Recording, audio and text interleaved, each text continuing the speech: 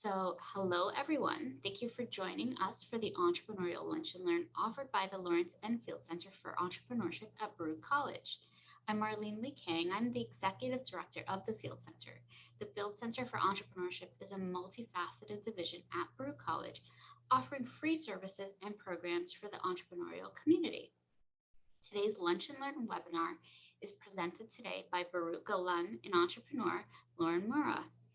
Lauren is a certified professional coach and communication strategist who runs her own coaching business, supporting those pursuing purpose driven careers. Her workshop today will talk about creating a career you love by building a service based business.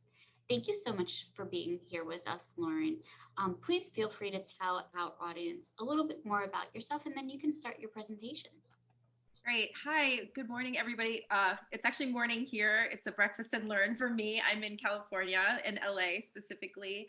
Again, my name is Lauren Miura. I'm a Baruch alum. I got my MPA there. So actually, I think I ended in 2011, so a little over 10 years. And I just have to say, the longer I'm away from Baruch, the more I appreciate the mission of Baruch to provide an excellent education without a huge amount of student debt. And the longer that I'm away, the more I appreciate that, because I think it really kind of helps me the rest of my career and life, not to kind of be overburdened with debt. So I'm always happy to support however I can. So just a bit about me before we get into it. I wanted to just make a note that my career path has not been linear, and yours might not end up being linear either, and that's okay. I actually I started in journalism, and I love to write and was passionate about it. I still do.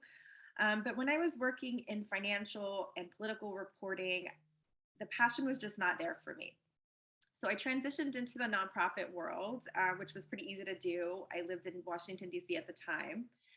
And I found that as my life and career continued on, I found myself at a few transition points where I would do a ton of thinking and exploration about different career paths to pursue. And during the most recent times of reflection a few years ago, I realized that thinking about careers and work and what makes people happy is actually what I love to do. So at this point, I consider myself to be an expert level at career discovery, and that's how I found my way to coaching. So I love staying open to creative possibilities in my own career, and I love to help people see the possibilities in their own lives to feel happier and more fulfilled. So speaking of creative possibilities, when the Field Center reached out and asked me to be a speaker at an entrepreneurial lunch and learn, I had to take a moment because I might not be what you're thinking of when you think about an entrepreneur. Like I always picture like a tech startup or, the founder of Spanx, somebody that makes things. But actually, service-based businesses are a really important part of our economy, and they create a lot of jobs. So I'm approaching this presentation both as a career coach and also as a service-based entrepreneur myself. I run my own coaching practice, and I have also spent a couple of years as a self-employed freelancer. And the other perspective I have is that I have a blog on my website where I interview mostly women who have created their dream careers. And a lot of times this is through service-based entrepreneurship. So I'm going to try to share the best of what I've learned from them as well.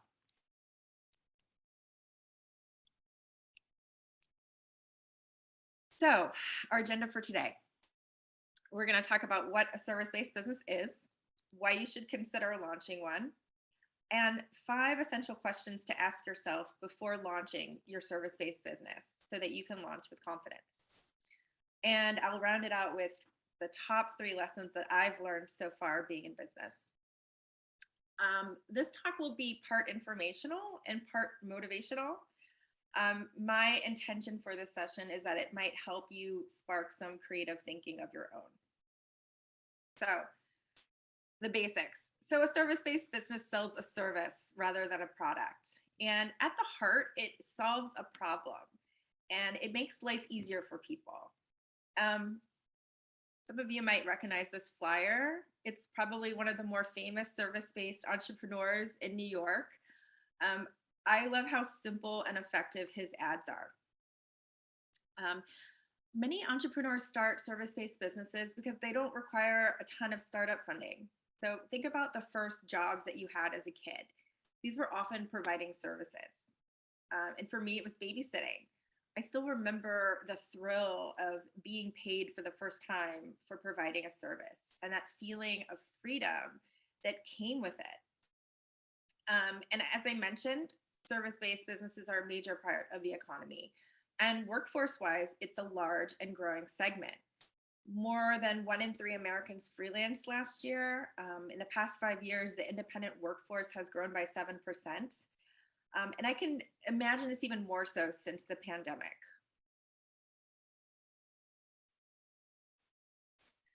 So why should you consider launching a service-based business? Flexibility for me was really important.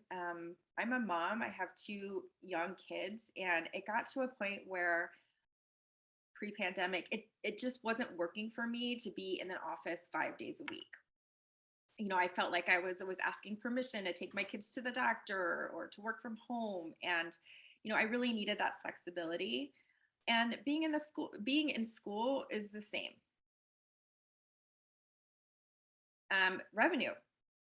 When you own your own business, you're setting your own rates, and there's really no limit to what you can earn. This might be why you're drawn to entrepreneurship in the first place.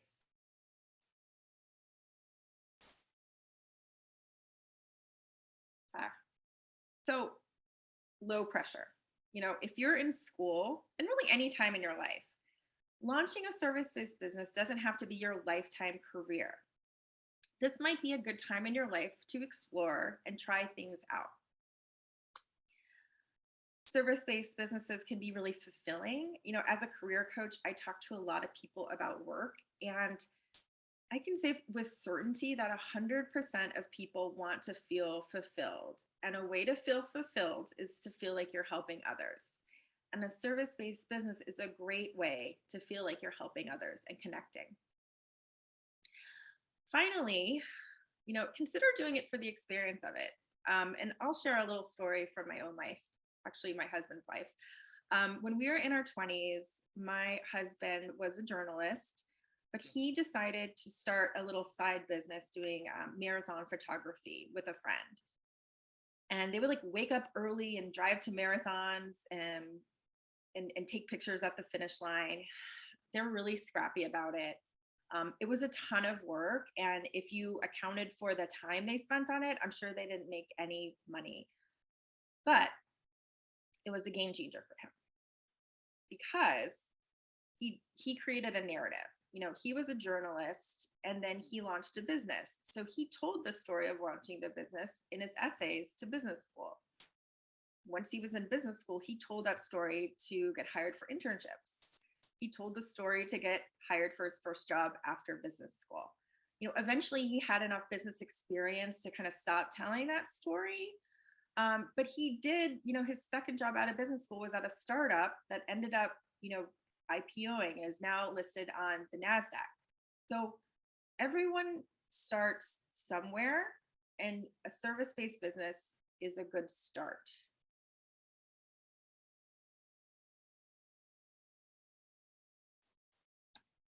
So you might be interested now. You might be thinking about starting a service-based business. So I'm a former reporter and a coach, and I can't help myself but to ask questions. So I've got 5 questions to ask yourself before launching. Number 1, well, this is an obvious one. What do I want to do? And I kind of created this graphic. There's something at the intersection of what I like to do, what I can do, and what people need, aka what will people pay for? If people aren't paying for it, it's a hobby, or it's just something that you're doing for fun. So, again, don't put a lot of pressure on yourself to find the perfect idea and a dream business that you're going to do for the rest of your life.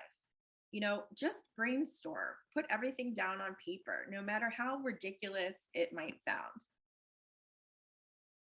So I did a little brainstorming for the purposes of this exercise, and I came up with like this list of fun businesses that you could start and that I've seen people do and be successful. There are a lot of ideas out there. Just Google service-based business ideas.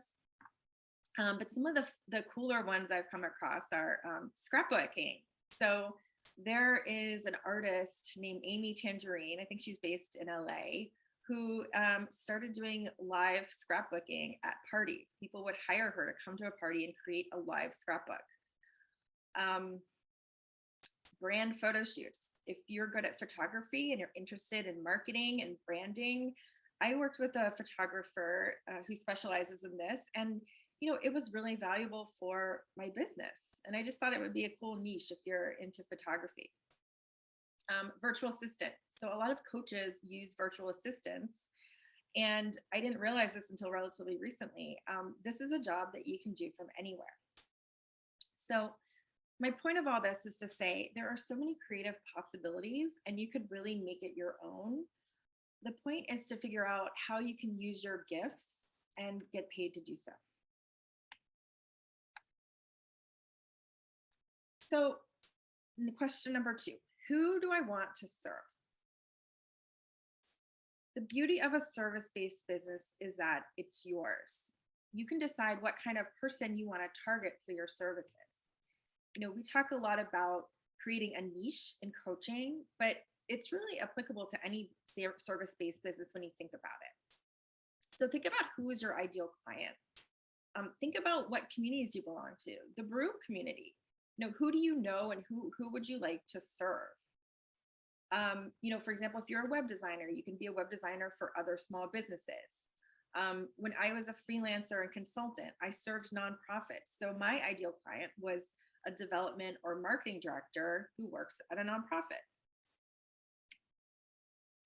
And, this is an example from my blog. This was actually the person who did my website, Rebecca. And she kind of confirms that, part of getting her first client was choosing this niche. And she chose creatives and healers because those are the people she wanted to work with. So, having a niche helps people think of you for a particular job. And I could not agree more with that. So question number 3, who do I want to be? As a service-based business provider, you are your brand and you are your business. But it's not about being an influencer or having the perfect brand. It's about your essence and your energy. So yes, people are paying for a service, but they're ultimately paying for your energy and how you make them feel. Energy is contagious, right? So think about who you want to be as a service provider. How do you want people to feel? I know for me, I want my clients to feel that they're supported and taken care of, and that there's structure to their career exploration, and that anything is truly possible for them, because I really believe that. So think about what do you really believe?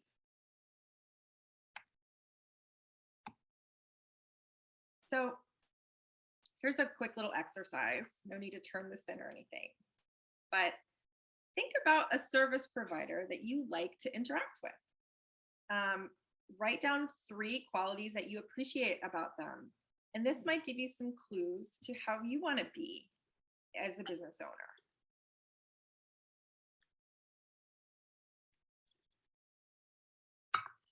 I'll share my example. I was thinking about a photographer that I have worked with, both as a former marketing director and also as a mom.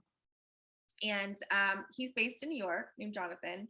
And, I was thinking about, what do I really like about working with him? Why do I hire him over and over again for years? Number 1, he does great work. His results are amazing. He's a real pro.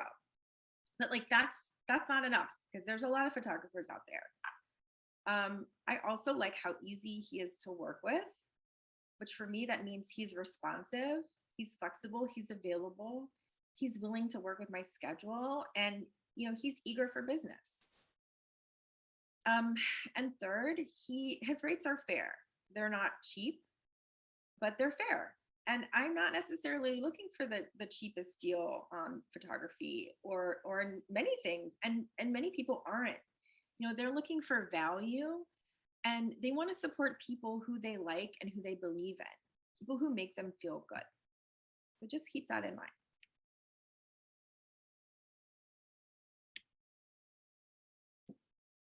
So question number 4 to ask yourself, what am I really selling? Again, people are looking for someone to solve a problem or provide a value. So what is a photographer selling? Or he's selling memories. What's my web designer selling? Well, she's selling me the foundation of my entire business and how I'm going to get clients. So all of those things are super valuable to people. And once you figure out what you're going to do, think a little bit deeper. And answering this question and emphasizing the benefit of the service that you're providing is really going to help you with your sales and marketing. When it comes to pricing, there are entire courses and many different philosophies on pricing. Some people believe in a premium price for a certain reason. And, I'm not an expert in every type of pricing, but generally my philosophy is to maximize value to both parties. I believe that there's a price, a general range where there's a value to both parties and there's a win-win. It's all going to depend on kind of what business you're running. At the same time, a lot of people start off and don't charge enough. I've definitely seen this. So make sure that you're setting an hourly rate that's going to be more than you would get paid at a job. Because you don't have an employer taking out taxes, you're going to have to pay taxes on your income in a different way. You don't have an employer taking out money for unemployment or Social Security insurance or health insurance. So you need to create a rate or package, however you're charging, that is more than you think, more than a kind of traditional take-home hourly rate. Again, this is all going to depend on what kind of service you're providing, but I just wanted to kind of make you aware of that. That's a common pitfall.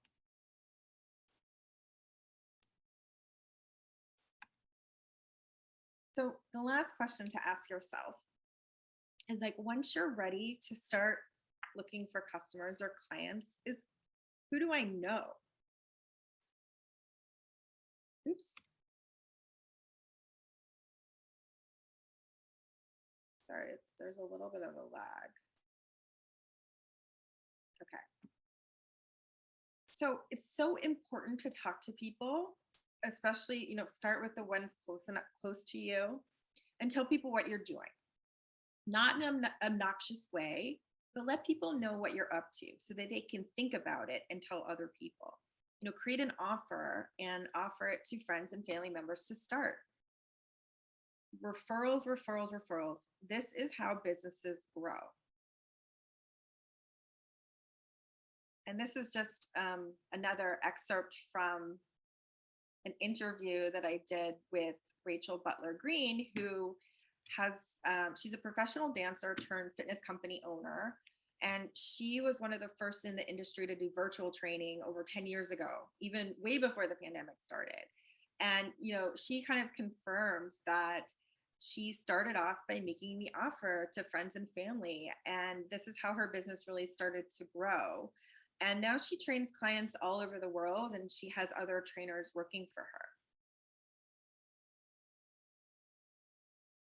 So just to recap the 5 questions to ask: what do I want to do?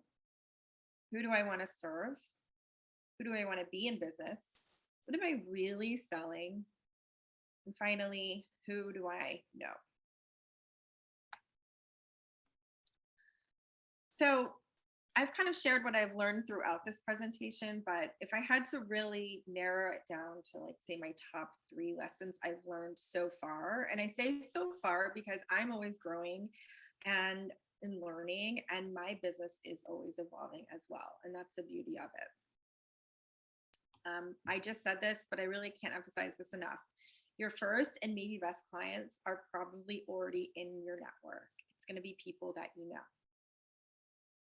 2, so knowing number 1, make sure that you're continuing to build and maintain and grow connections with people online, being present, and offline as well. You could even hang flyers around like the guitar guy. And 3 is, rejection is part of the game in any business, and especially I think sometimes in service-based entrepreneurs. There are highs and lows, but you can't take things personally. If someone says no or not right now, just remember it's not about you, it's about them. It's about them not being ready or not being right. So you have to trust that things are always working out for the best, because people can kind of sense your energy, right? This is where the coaching comes out. And if you are interacting with people with a negative energy or desperate or kind of too hungry, like people are going to sense that. So you have to kind of keep your energy positive, and if you try to stay in that positive zone, you're going to go far in no matter what kind of business you start or in life in general. It's a hard lesson, but very valuable.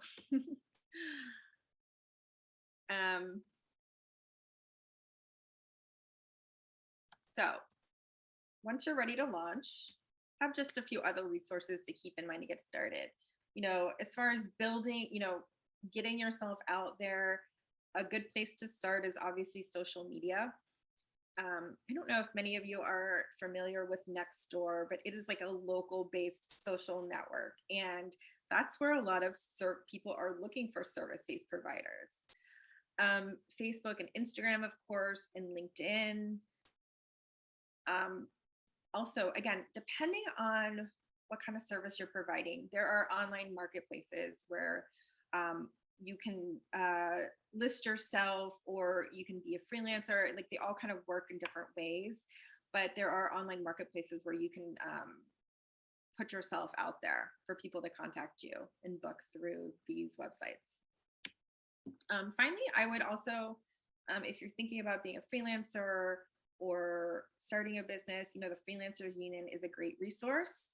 It's based in New York City, and I believe that it's free to join.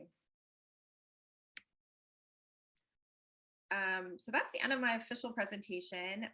Thank you for listening. I hope something has been helpful.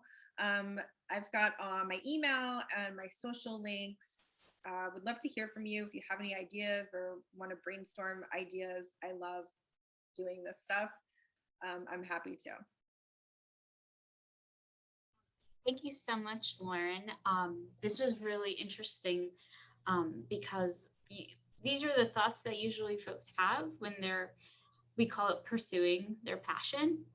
But I liked the way that the approach is here as a service-based business, and it really tells a different story, especially for our budding, aspiring entrepreneurs. So I have some questions. And I have a few from me and a few from our audience. So let's go ahead and we'll go into that. So let's start with the very beginning. You did talk about a little bit of a pivot from journalism. And so did you feel wedded to that passion? And you spend a lot of time behind it. So did you feel wedded to it to jump away and move from it? And how did you get over that feeling? Yeah, good question. So I was a journalist early in my career, and I transitioned into nonprofit communications, but I was still doing a lot of writing communication. So I would consider that a very natural pivot. I think if your question is regarding kind of pivoting to coaching, it's been an interesting journey because at first when I went to coaching school, I was like, okay, I'm not doing communications anymore. And then I realized quickly that like my whole job is communications and owning a business and getting client, like it is all always communications. And I still love it. I have a blog. It's just fun for me, and I've kind of integrated it into my coaching. And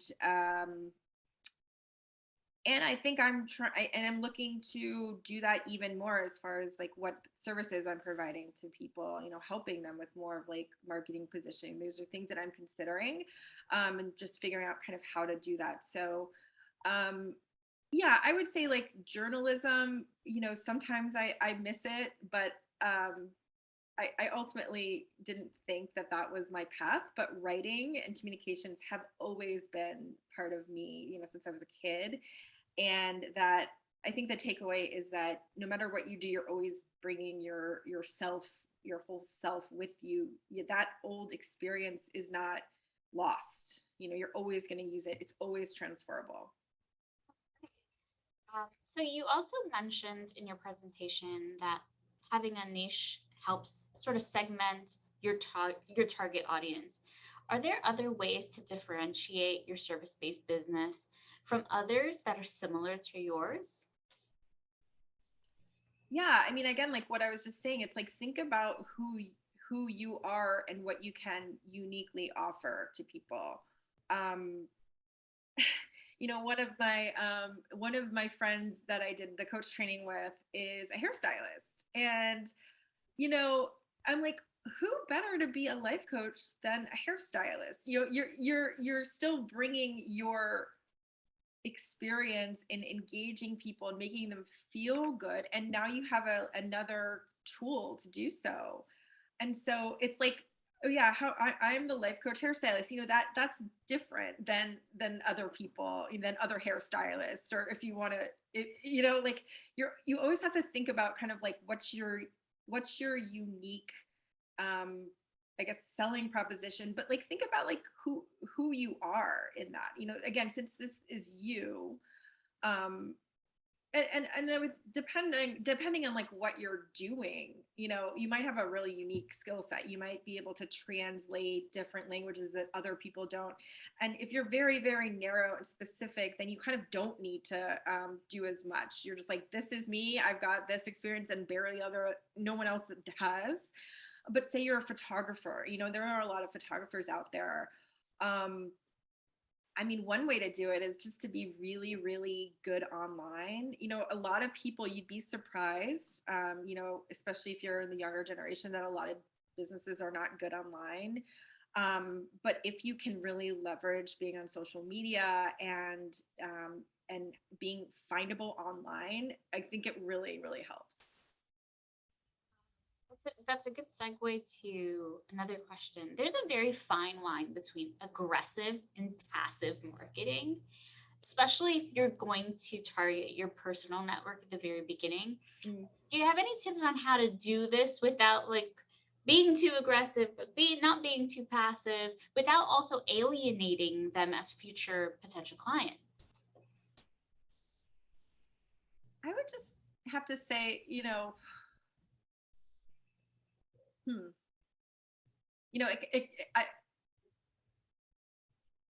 aggressive is really in the eye of the beholder. Right? One person's, I feel like I'm being aggressive, is someone's like, I didn't even get that email, so the way I like to think about it, because I feel the same way. I don't want to be aggressive, and maybe that's to a fault. Maybe I'm not the best salesperson.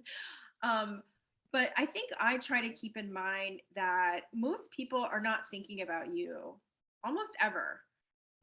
So you might be worried that you're talking about your business too much, or that you're spamming people, but they're not. You're not. You're probably not. I definitely wouldn't email people twice a day.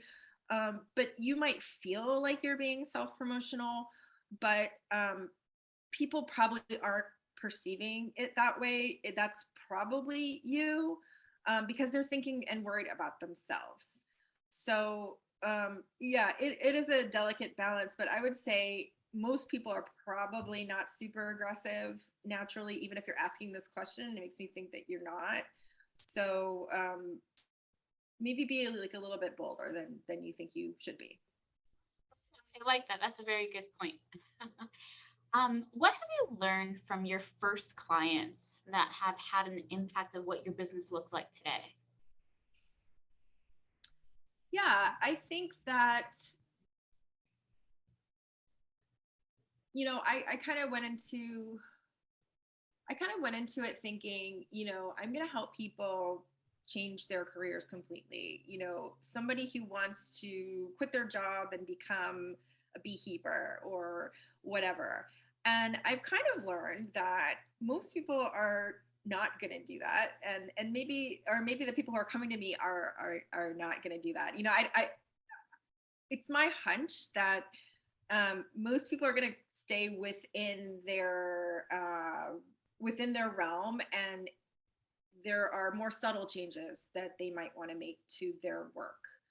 Um, I don't think most people are going to like completely change careers, but this might be that's not to say that they won't. I'm just saying people who come to me, so my niche is more, mid-career women. So 30s, 30s and 40s, I'd say people. So kind of depends on where you are in your life. But I've realized that, most people are just kind of looking to find more happiness um, in the everyday rather than making a big, huge career change. That's just something that I've had to learn. That's not to say that I'd love to help people do that, but most people kind of know already, like what they want to do. How did you deal with clients when they ask, could you show me previous work for clients that you worked on when you just first started out? When they're asking you sort of that proof of concept, proof Mhm. of you. Yeah, well, and yeah, you have to get testimonials and stuff, and you, I would say if you're looking for that, offer some free whatever service or low cost in exchange for testimonials and the experience. That's pretty common in business.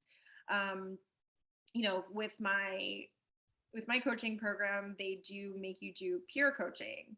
So you have two different peer clients by the time you're out of there, who can speak to your work. And then you start with people that and you kind of work from there. So, everyone has to start somewhere. And I would just say start with the people that and get that proof of concept from there.